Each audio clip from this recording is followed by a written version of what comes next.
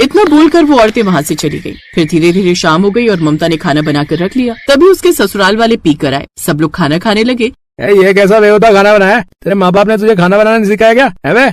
चलो आज इसे कमरे में बंद करके खूब मारते हैं, बहुत दिनों से हाथ साफ नहीं किया। सही कह रही हो माँ, आज 2-4 हाथ तो मैं भी लगाऊंगी उस चुड़ैल को। नहीं ऐसा मत कीजिए, दोबारा ऐसी गलती नहीं होगी।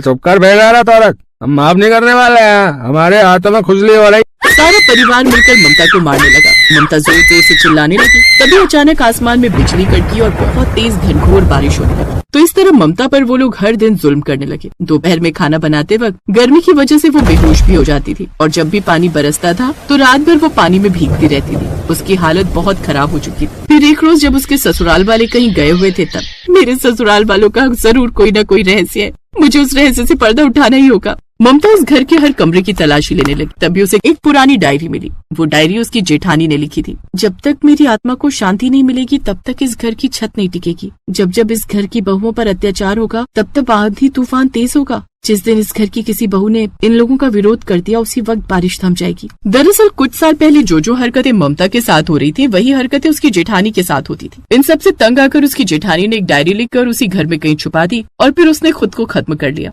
अब ममता वो डायरी पढ़ चुकी थी। इसका मतलब जेठानी जी ने इन लोगों से तंग आकर खुद को खत्म कर लिया और ये राज छुपाने के लिए इन लोगों ने परंपरा का नाम दे दिया। रात में फिर से ससुराल वाले पी कर आए। जब बारिश होने लगी तब ममता किसी पड़ोसी के बरामदे में पहुंच गई। तभी ससुराल वाले वहाँ पर आ गए। विक्रम ने जैसे उस पर हाथ उठाया वैसे ही ममता ने उसका हाथ पकड़कर विक्रम चिल्ला उठा, बहुत बर्दाश्त करी तुम लोगों की बदतमीजी, अब कोई अत्याचार नहीं चलेगा तुम लोगों का। उसने इतना बोला ही था कि तभी अचानक बारिश बंद हो गई। अब ममता मन ही मन सोचने लगी, जैसे ही मैंने इन लोगों का विरोध किया वैसे ही बारिश बंद हो गई। इसका मतलब डायरी में जो लिखा है वो सच है, जेठानी जी की आत्मा यहीं गई है।